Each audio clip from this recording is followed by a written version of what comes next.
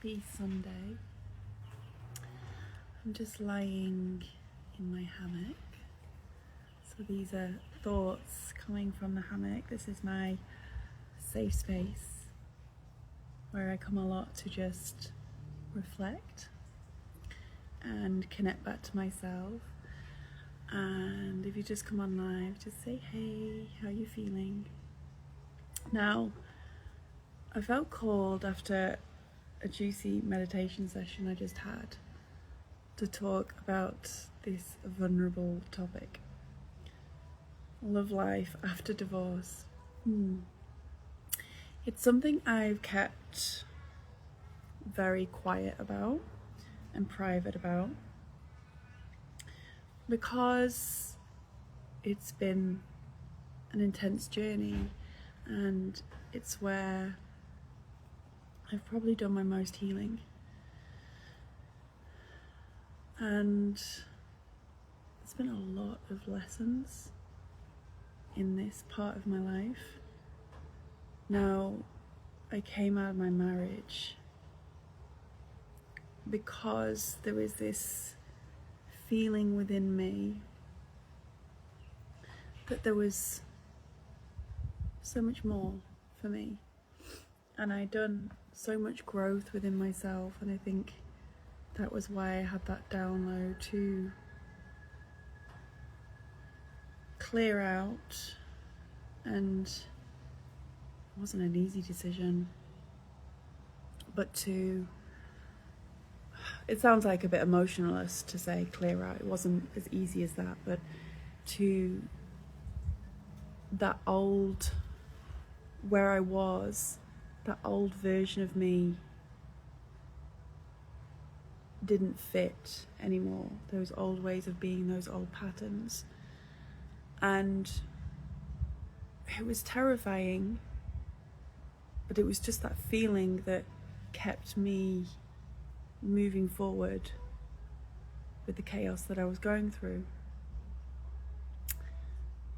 And since being divorced, so it's probably about 3.5 years now, and there was a relationship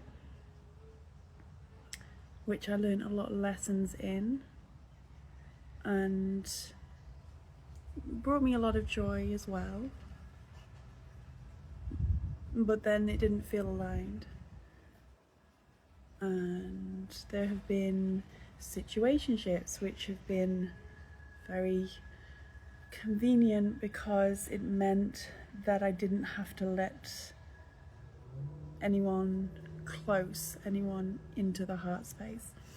And I think, looking back on my life, I've come from growing up with an alcoholic mom who the belief systems that were created through that was earning love. That because of what she was going through, her love, she wasn't available emotionally. And so for me, it felt like love was, you had to chase it. It was unpredictable, hot, cold. And I was talking to my kids the other night, and I explained that when I was growing up, it was always about my mom and her needs, and all coming together as a team, as a family.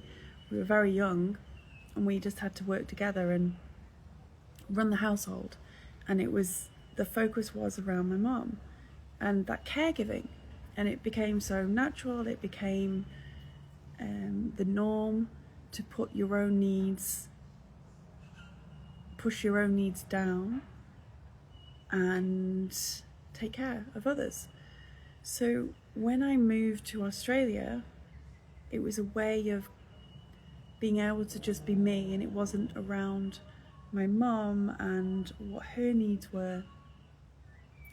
But then I fell into the same habits because there I was in this relationship who became my husband, and I was taking care of him. I was, take ownership. I pushed down my own needs. This was my safety. I had experienced trauma. He'd experienced a lot of trauma. I made a home for that trauma and tried to make everything okay for him, whilst neglecting myself, whilst closing myself off, whilst putting myself in this box. So I went straight into that same programming. So coming out of that marriage was huge in breaking those habits, because I could see, it's like looking at our shadows. Carl Jung, the work of Carl Jung, if you know him, it's like we all have shadows, and when we bring them up to the surface and understand, I'm a very caring person, but the shadow side of it was that what was my intention around it was to earn love. So 3.5 years later, my heart is finally realized, and my body recalibrated to, you don't chase love, you don't have to earn love. I've taken a lot of lessons, and I'm just grateful for all of the men that I've met that have brought me to this beautiful lesson and learned this about me. And I'm grateful for every single one of them. And I've met some incredible people through it, all with their own lessons. And I'm very grateful for them.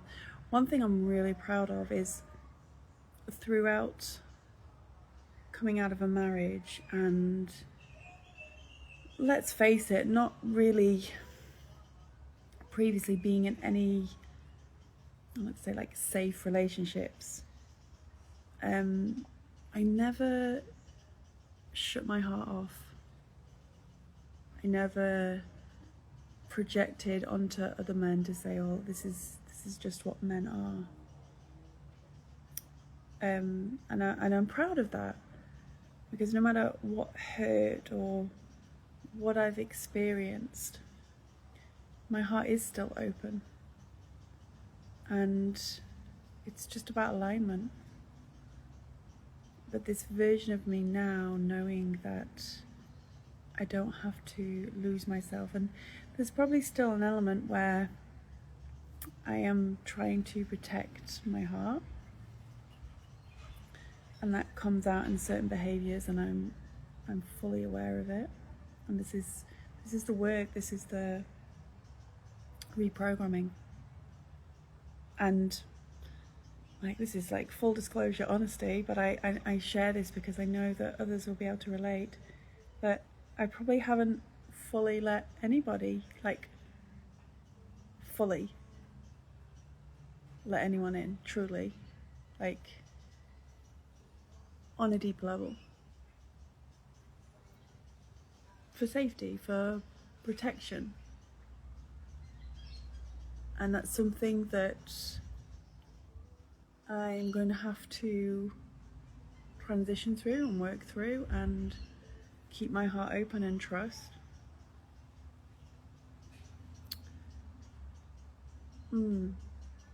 What I know that many of you will relate to, and it was a really interesting download I had, because someone said to me, if the perfect man just walks in tomorrow, how would you feel? And I felt this like tightness in my chest of loss of freedom. And I've obviously got this story in my body that being in a relationship means that you lose your freedom. Because this is what I did to myself. I kind of put myself in this box. Didn't speak on my own needs. So since coming out of the marriage, I've dedicated myself to building foundations and rebuilding a life that I love, and experimenting and experiencing and enjoying life, and it's just been so beautiful. And I refer to myself as a bird. You can see my bird tattoo there. It's my bird. I flutter around, I experience, I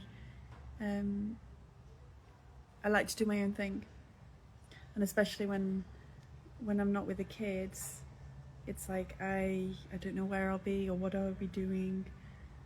This adventurer in me, and I love this side of me. I love her, and she was suppressed for so long. So there's a story in there that you can't be in a relationship and have your freedom, and this idea of a relationship traps me. So I know that's a story. I know that I've not experienced that in a relationship, that feeling of freedom and to be fully myself. But that's just my experience in the past, and this is what happens with programming. If we're just focusing on experiences of our past to project into the future, we're just going to rehash the same future. And I'm not here to do that. I've not gone through all this pain to rehash my future. So the recent beautiful souls that have been in my life, male energy, have taught me so much, and has revealed the woman that I've become. So I'm here and I'm building my life, and I'm putting myself first and noticing what is good for my nervous system. It was like even an experience I had. When I was coming back from Bali, and the taxi driver had to be there at 2:30 a.m. in the morning. And I walked down the stairs just before 2:30, and he was there. And he was a man that said he was going to be there, and he was.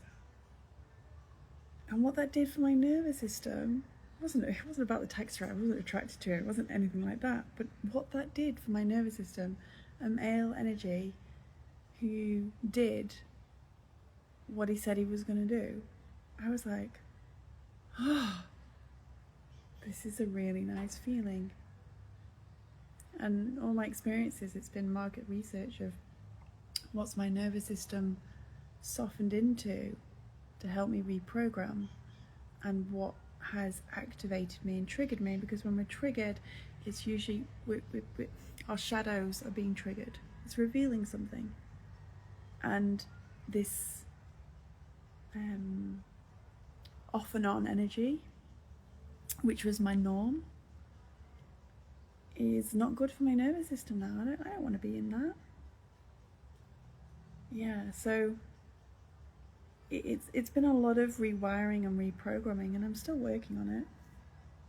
I think I continue to work on it because you are constantly learning lessons, whether you are in a relationship or not, when it comes to love. And sometimes the healing is you being by yourself and not in a relationship, and sometimes the healing is being in a relationship. And I think now, because when I was younger, I was always in a relationship, and this has probably been the longest that I've not been in a relationship. So that in itself is very it's been an amazing opportunity to do this rewiring and to really go inwards and build that relationship with self. And it's very confronting at times. And I think one thing that's really, I've really had to feel into is loneliness being a single parent. And, you know, because you don't choose this, you don't have kids and think that you're going to be doing it by yourself. But I've had to really lean in that. I've had to reframe the stories around that. And even, you know, attracting in the right aligned relationship when you've got kids. It's not just you, it's you come as a package. And I was talking to another single mum who's in a relationship now, and you know, those stories of, oh, I've got kids, so who's going to want to take that on? Like, and I know so many of you single moms will relate to this. You can comment. But also, what it shows is this: we are such a beautiful team, and there's just so much love within all of us. Me and my little humans. And it's an honor to be in the space with us. It's a gift. It's beautiful. And at times I've questioned that, but so I don't have the answers figured out. My heart is open, and I'm open to experiencing life and situations and people coming along. I think past self programming, society's programming, is this idea that this is one person in life. And I don't really know how I feel about that now. All I know is when someone comes into my energy in that way, it's an experience and it's a learning curve. And all of the experiences have brought me to who I am right now. And I'm going to keep on learning. I'm going to keep being a student in this human experience. But one thing I think that stands out the most is I'm a lot more discerning who I have in my space. Not just, not just intimately, but friends as well. And it's interesting, this journey in trusting the masculine energy, and also how nourishing it is having friendships around me, male friendships, that have really nourished me and helped rewire my nervous system when it comes to male energy. And beautiful relationships where there's just so much trust there and so much love and so much authenticity with, and how much the male energy, having male friends, like friends, just friends, nothing else, has been very cleansing for me. And it also balances me out, and I think that's a big reason why I love the dancing, because that masculine energy does balance me out. And it also helps elevate me. And so I think, in conclusion, my biggest lessons have been to keep my heart open,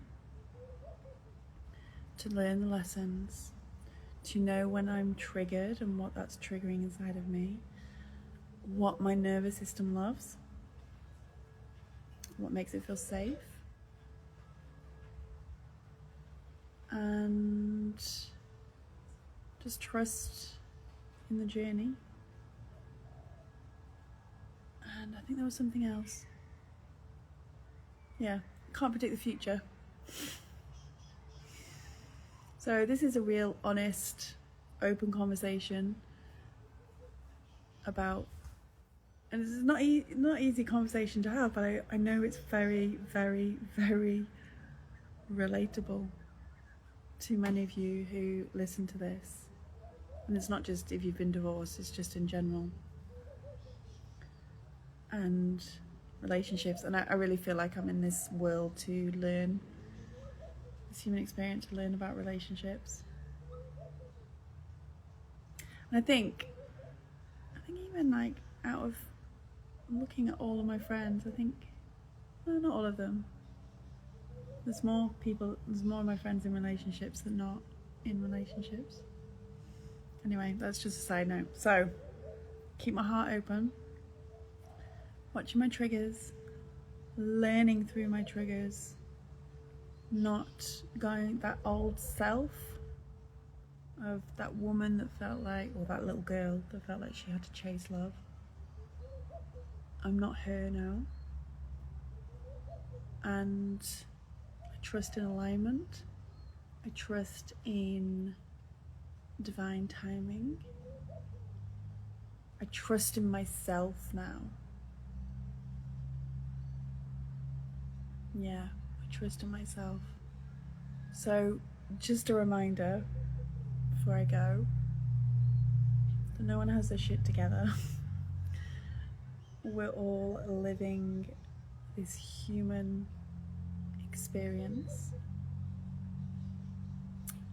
and when we're honest and open and vulnerable, thank you, my darling, when we're honest and vulnerable and open, it really helps others to do the same. It was a conversation I had with one of the beautiful men that have been in my life, and this idea that you have to put a front on with people in your life. Noticing more of you starting to join now. You have to put a front on with people in your life, and we had a good conversation with that. And I'd said to him, I said, there was a time he was going through a vulnerable time, and he was honest about that. And I said, thank you, I've met the real you. So when people are vulnerable and open and honest, we all have wounds. We all can slip into those wounds and interact with those wounds, especially in relationships. We've all had stories, we've all been hurt, but something that I really want to take from this whole journey in my love life is when I've been honest and I've spoken my truth, which I used to be a people pleaser, so speaking my truth, especially with men, has been very challenging. It's actually deepened. It filters out, but it also allows people to see the real you too. And whether, you know, they stay or they go, the friendships, the relationships in my life are built from authenticity.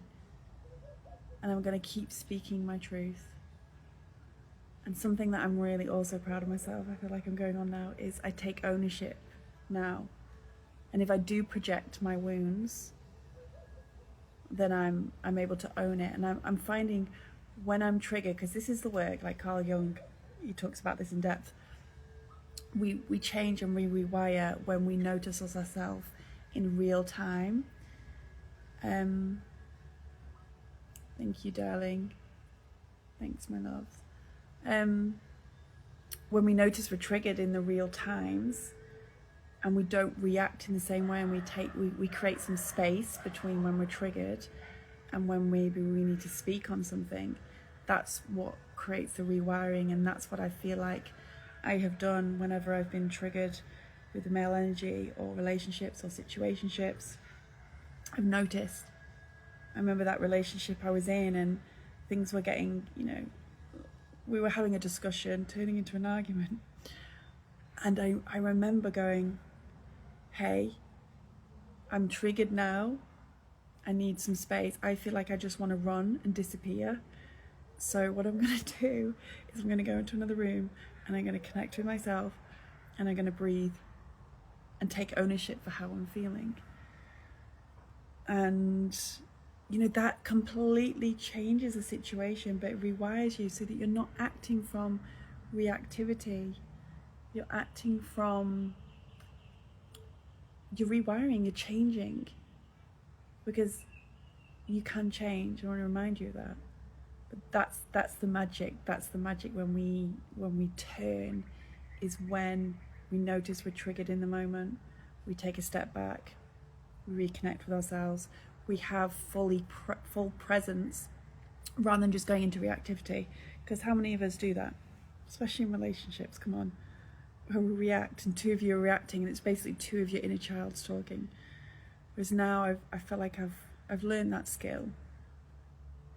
We're always learning that skill, to take a step back and understand why I'm being triggered. So whether you're single, whether you're in a relationship, whether you're in a situationship, always just take ownership of what you're experiencing, and also be able to speak up. I'm not an expert in relationships, and there's no right or wrong either. There is no right or wrong. It's like being an Udbud in Bali. It's really interesting having these conversations, because you've got a lot of people who are like celibate, connecting closer to spirit, to God, and others that are just experiencing different people all at once. And there is no right or wrong. I remember, like, there was a time when being in situationships or experiencing different connections, and I shamed myself for it, and I was saying what was right and what was wrong. So relationships, connections come in all different shapes and forms. So yeah, I've learned a lot in 3.5 years, and I know I'll continue to, but I'll keep bringing that self-awareness. And I think this is the first time that I have spoken up on my love life since the divorce, so I hope that it helps you. Even when I was in that relationship a year ago, I kept him quiet because I wasn't ready to share with the world about me and my love life. So that's the completion. I felt the call to talk to you about this. If any of this has resonated with you, like, just comment, send me a DM, because it's nice to hear from others and what they're experiencing in the dating world, or life after divorce, or even in marriages where people are really struggling. There's a lot of those too. I have compassion for everyone. There's no right or wrong. So reach out to me. I mean, I'm happy to talk a little bit more if you want to ask me any questions. I can choose whether I want to answer them, because this is a really personal topic. But this is what I'm here for, to go through the journey that I'm going through, to help others, to feel the pain, to face the pain, to change my life, change my future. And the only way you do that is by rewiring your nervous system. So that little girl that felt like she had to chase love, I love her so much. I understand where she came from, but her belief system, her wiring, all of that does not serve me anymore. So watch the space. Who knows? But my heart is open, and I'm learning my lessons. Sending you so much love. Share this with someone maybe that needs to hear it. I'm sending you all so much love.